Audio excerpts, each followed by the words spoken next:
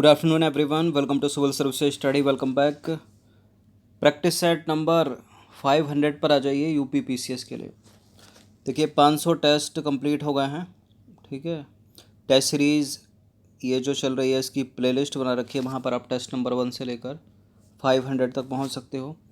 बहुत होते हैं 500 टेस्ट, ठीक है, और अगर 15 का इनमें एवरेज लगाएं हम, ठीक है, तो 7500 क्वेश्चन हो जाते हैं और 150 प्रश्न आएंगे जीएस पेपर 1 में यूपी पीसीएस के। और पास होने के लिए कितने चाहिए आपको? 100 प्रश्न। ठीक है, ज़्यादा से ज़्यादा 5 और बढ़ लीजिए, 105 प्रश्न। ठीक है, 1.33 मार्क्स का है ना ये। तो 7500 में से 105, ठीक है, कट ऑफ के लिए क्लियर करने के लिए चाहिए। इन सब की प्रैक्टिस कर लीजिए, जितने भी टेस्ट हो रहे हैं कट ऑफ क्लियर हो जाएगी। ठीक है, तो चलिए स्टार्ट करते हैं। ये प्रैक्टिस टेस्ट है पॉलिटी का, पॉलिटी और कॉन्स्टिट्यूशन। तो क्वेश्चन नंबर 1 पर आ जाइए। भारतीय संविधान के किस भाग में, किस पार्ट में केंद्र राज्य विधायी संबंध दिए गए हैं? केंद्र राज्य विधायी संबंध दिए गए हैं, बताइए। भाग 10, 11, 12 या 13? इसका उत्तर है भाग 11, ऑप्शन नंबर बी। देखिए यूपीएससी और स्टेट पीसीएस में ये डिफरेंस है कि यूपीएससी सीधा सीधा नहीं पूछती, जैसे कि कौन से भाग में है तो भाग 11 स्टेटमेंट बना के पूछेगी। लेकिन पीसीएस में देखा जाए तो सीधे सीधे भाग भी पूछे जाते हैं, सीधे सीधे अनुच्छेद भी पूछे जाते हैं। ठीक है, तो भारतीय संविधान के भाग 11 में केंद्र राज्य विधायी संबंध अनुच्छेद 245 से लेकर 255 के मध्य जो है वो दिए गए हैं। तो वो पार्ट भी याद रखना, भाग 11 है और अनुच्छेद 245 से लेकर 255, 10 अनुच्छेद हैं। केंद्र राज्य संबंध के विधायी संबंध, केंद्र और राज्यों के विधायी संबंध।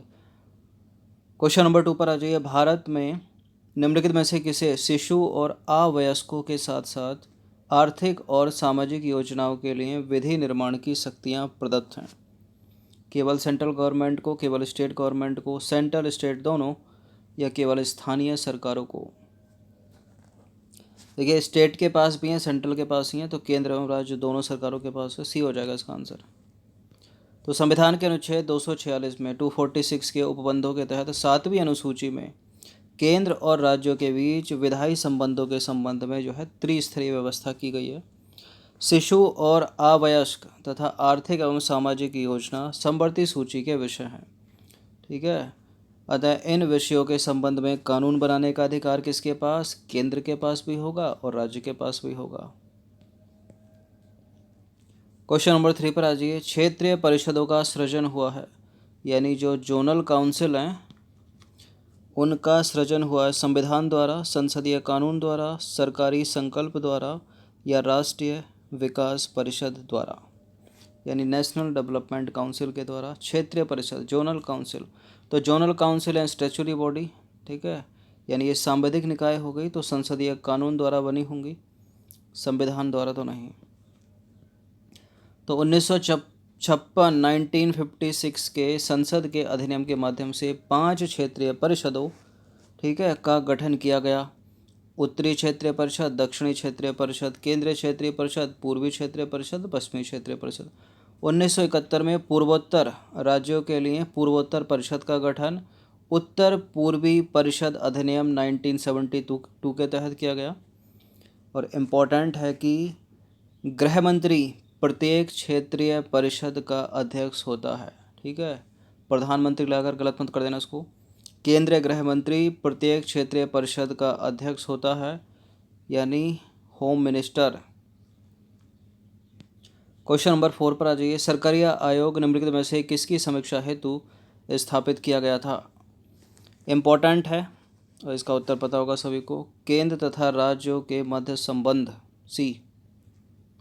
तो केंद्र तथा राज्यों के, ठीक है, संबंधों पर विचार करने एवं उनको सुदृढ़ करने हेतु सुझाव देने के लिए न्यायमूर्ति R.S. सरकारिया की अध्यक्षता में जून 1983 में एक आयोग का गठन किया गया, सरकारिया आयोग। क्वेश्चन नंबर 5 पर आ जाइए। निम्नलिखित में से कौन सरकारिया आयोग का अध्यक्ष था? सरकरिया आयोग का अध्यक्ष B Shankar, K Hanumanthaiah, doctor R S Sen या O B Alagesan? Doctor R S Sen, option number C. तो सरकरिया आयोग के सदस्यों में B Sivaraman, doctor S R Sen शामिल थे। ठीक है, B Sivaraman, doctor S R Sen शामिल थे और इसके अध्यक्ष थे न्यायमूर्ति आर एस सरकरिया। ठीक है, ठीक है, ये कन्फ्यूज़न हो सकता है यहाँ पर, लेकिन डॉक्टर आर एस हैं और ये हैं आर एस सरकरिया। और सरकरिया आयोग ने अपनी रिपोर्ट दी थी जनवरी 1988 में, सौंपी थी सरकार को। चलिए क्वेश्चन नंबर 6 पर आ जाइए। केंद्र सरकार तथा राज्यों के मध्य आर्थिक संबंधों की विवेचना की गई है। सेंट्रल और स्टेट गवर्नमेंट के बीच आर्थिक संबंधों की विवेचना की गई है। कौन से अनुच्छेद से कौन से अनुच्छेद के बीच में, बताइए।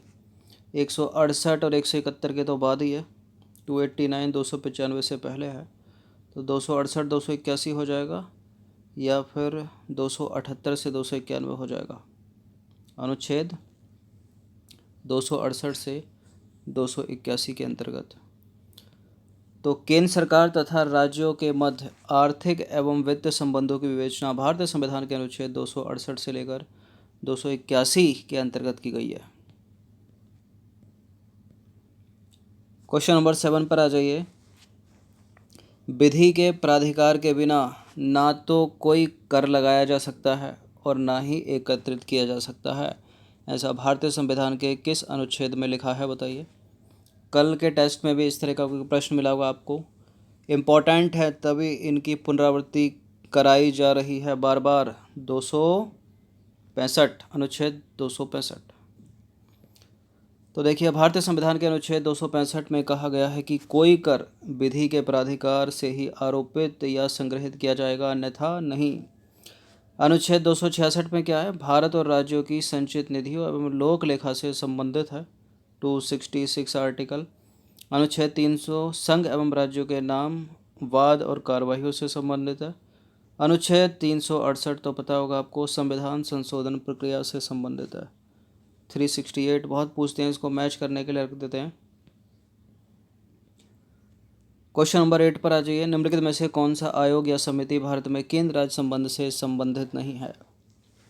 तो सरकरिया तो है, सबसे पहले लगाइए इसको, नहीं है पूछा है। राजमन्नार आयोग भी है, पुंछी आयोग भी है, इंद्रजीत गुप्ता नहीं है। ठीक है, ये चुनाव से संबंधित है, केंद्र राज्य संबंधों से नहीं।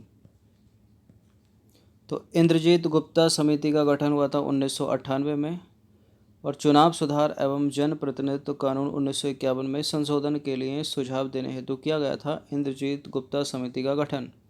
अन्य तीनों संघ राज्य संबंध से संबंधित हैं या केंद्र राज्य संबंध से संबंधित हैं। क्वेश्चन नंबर 9 पर आ जाइए। भारतीय संविधान के निम्नलिखित में से किन अनुच्छेद या अनुच्छेदों द्वारा अंतर्राज्यीय व्यापार एवं व्यवसाय की स्वतंत्रता प्रदान की गई है? कौन से आर्टिकल में? 19(1) DE तक या 301 से 307 तक, या इन सभी में थोड़ा थोड़ा है, या 301, अनुच्छेद 301 बी। तो भारतीय संविधान के अनुच्छेद 301 के अनुसार भाग 13 के अन्य उपबंध के अधीन रहते हुए भारत के राज्य क्षेत्र में सर्वत्र व्यापार, मतलब सभी जगह व्यापार कर सकते हैं, वाणिज्य और समागम आबाद होगा। ठीक है, मतलब समझ में आया, सभी जगह व्यापार कर सकते हैं, वाणिज्य कर सकते हैं और समागम, एक तरह से समागम, बहुत सारे, 2 या 2 से अधिक लोग उसमें 500, 1000, 100, 200, ठीक है, एकत्र हो सकते हैं बिना किसी रोक टोक के। 301 में लिखा है। क्वेश्चन नंबर 10 पर आ जाइए। भारतीय संविधान के अंतर्गत कितने प्रकार के आपात की सोच है? 3 प्रकार ही तो हैं। ठीक है, 352, 356 और 360, तो बी हो जाएगा इसका आंसर। तो भारतीय संविधान के तहत जो है 3 प्रकार के आपातकालीन प्रावधान सन्निहित हैं। अनुच्छेद 352 के तहत राष्ट्रीय आपातकाल है, 356 के तहत है राज्य में संवैधानिक तंत्र की विफलता पर राष्ट्रपति शासन, ठीक है, यानी प्रेसिडेंट रूल। और 360 के तहत है वित्त आपातकाल यानी फाइनेंस इमरजेंसी। तो देखा जाए तो ये स्टेट इमरजेंसी हो गई, सॉरी ये नेशनल इमरजेंसी हो गई, ये हो गई स्टेट इमरजेंसी, और ये हो गई फाइनेंस इमरजेंसी। क्वेश्चन नंबर 11 पर आ जाइए। भारत में राष्ट्रीय आपातकाल की घोषणा का आधार कौन सा नहीं है? भारत में राष्ट्रीय आपातकाल यानी 352 की बात कर रहा है, नेशनल इमरजेंसी की बात कर रहा है, युद्ध है, बाह्य आक्रमण भी है, सशस्त्र विद्रोह भी है, आंतरिक अशांति नहीं है। इसको हटा दिया गया एक अमेंडमेंट के द्वारा। कौन सा अमेंडमेंट किया था? 68वां संविधान संशोधन अधिनियम? नहीं। फिर 71वां संविधान संशोधन अधिनियम? नहीं। फिर 42वां संविधान संशोधन अधिनियम? नहीं। 44वां? हाँ। तो देखिए, भारत में राष्ट्रीय आपातकाल की घोषणा करने का आधार उपर्युक्त में दिए गए विकल्पों में आंतरिक अशांति नहीं है। मूल संविधान में तो सशस्त्र विद्रोह था, ठीक है, मूल संविधान में तो आंतरिक अशांति था, ठीक है, सशस्त्र विद्रोह की जगह। लेकिन एक संविधान संशोधन हुआ, 44वां संविधान संशोधन अधिनियम 1972। इसके द्वारा आंतरिक अशांति शब्द को हटाकर उसके स्थान पर सशस्त्र विद्रोह जो है वो शब्द रखा गया, ठीक है। जब आपातकाल की घोषणा युद्ध अथवा बाह्य आक्रमण के आधार पर की जाती है तब इसे बाह्य आपातकाल के नाम से जाना जाता है, ठीक है। दूसरी ओर जब इसकी घोषणा सशस्त्र विद्रोह के आधार पर की जाती है तब इसे आंतरिक आपातकाल के नाम से जाना जाता है, ठीक है। तो सशस्त्र विद्रोह है, आंतरिक अशांति नहीं है। राष्ट्रीय आपातकाल की उद्घोषणा संपूर्ण देश अथवा केवल इसके किसी एक भाग पर लागू हो सकती है। देखिए, एक बाद हुआ था, एक केस हुआ था 1980 में, मिनर्वा मिल्स मामला, ठीक है। इसमें सुप्रीम कोर्ट ने निर्णय दिया था कि राष्ट्रीय आपातकाल की उद्घोषणा को अदालत में चुनौती दी जा सकती है। ये भी याद रखना, अगर कहीं स्टेटमेंट लिखा है कि आपातकाल को भारत के किसी भी न्यायालय में चुनौती नहीं दी जा सकती तो गलत है, दी जा सकती है 1980 के बाद से। क्वेश्चन नंबर 12 पर आ जाइए। आपातकाल में किसी राज्य विधानसभा की अवधि बढ़ाई जा सकती है, कितनी, मतलब किसके द्वारा? राष्ट्रपति, संसद द्वारा, राज्य के राज्यपाल द्वारा, राज्य विधानमंडल द्वारा। आपातकाल में किसी राज्य विधानसभा की अवधि कौन बढ़ा सकता है? राष्ट्रपति या संसद? देखिए, संसद बढ़ाएगी। देखिए, संविधान के अनुच्छेद 172(1) के अनुसार आपातकाल की उद्घोषणा, ठीक है, जिसका उल्लेख है 352 के तहत, ठीक है, आपातकाल की उद्घोषणा के प्रवर्तन में रहने की अवस्था में संसद विधि द्वारा किसी राज्य विधानसभा की अवधि, ध्यान से सुनिएगा, एक बार में 1 वर्ष से अधिक के लिए बढ़ा सकती है, एक बार में 1 साल से अधिक के लिए बढ़ा सकती है। लेकिन आपातकाल की उद्घोषणा के प्रवर्तन में ना रहने पर किसी भी दशा में उसका विस्तार 6 महीने से अधिक नहीं किया जाएगा, ठीक है।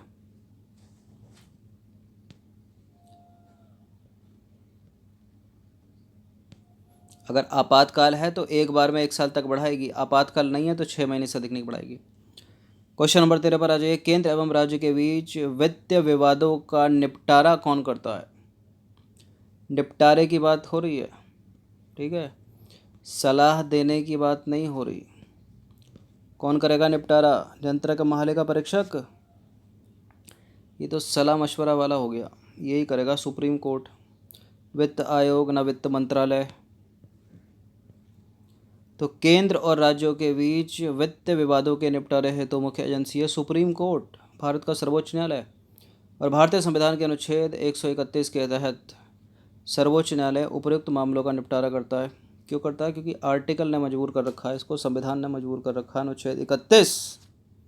देखें, जबकि वित्त आयोग संघ और राज्यों के मध्य वित्त के बंटवारे के संदर्भ में सिफारिशें करता है, ठीक है, याद रखना। वित्त आयोग 280 में। चलिए, क्वेश्चन नंबर 14 पर आ जाइए। योजना आयोग की स्थापना कब हुई थी? अब तो इसके स्थान पर नीति आयोग हो गया है। 1952 में? नहीं, 1950 में, 50। तो योजना आयोग जो है ना एक संविधानेतर संस्था है, ना तो संवैधानिक है ना ही ये सांविधिक है, मतलब ना तो कॉन्स्टिट्यूशनल है और ना ही है ये स्टैच्यूटरी बॉडी, क्योंकि इसका संविधान में कोई उल्लेख नहीं है। ठीक है।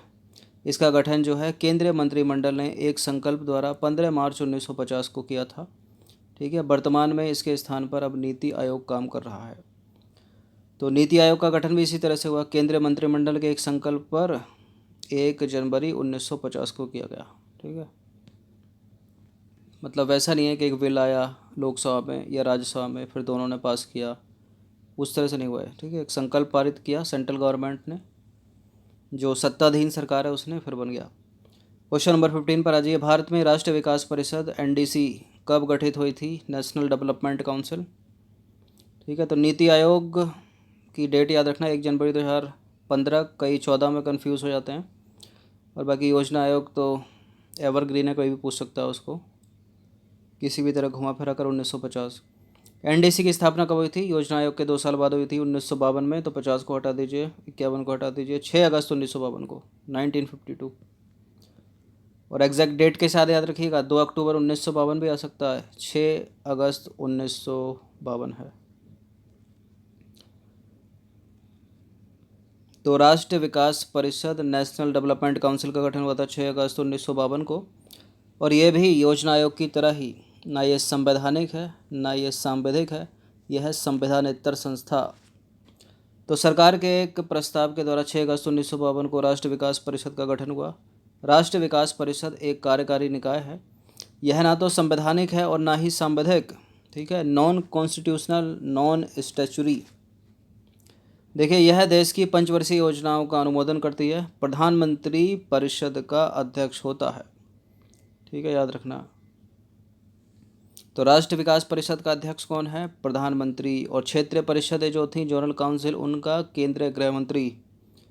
भारतीय संघ के सभी राज्यों के मुख्यमंत्री, योजना आयोग के सभी सदस्य इसके पदेन सदस्य होते हैं। इसके किसके? नेशनल डेवलपमेंट काउंसिल के, राष्ट्रीय विकास परिषद के। ठीक है। और योजना आयोग वर्तमान में नीति आयोग, यानी नीति आयोग के जितने भी सदस्य हैं इसके पदेन सदस्य होंगे। तो ये 15 प्रश्न थे इम्पोर्टेंट, पॉलिटी और कॉन्स्टिट्यूशन से रिलेटेड। इनकी प्रैक्टिस एक बार कर लीजिएगा। 7500 प्रश्न बहुत होते हैं, सबका रिवीजन करते रहिए, पीछे वाले टेस्टों का भी।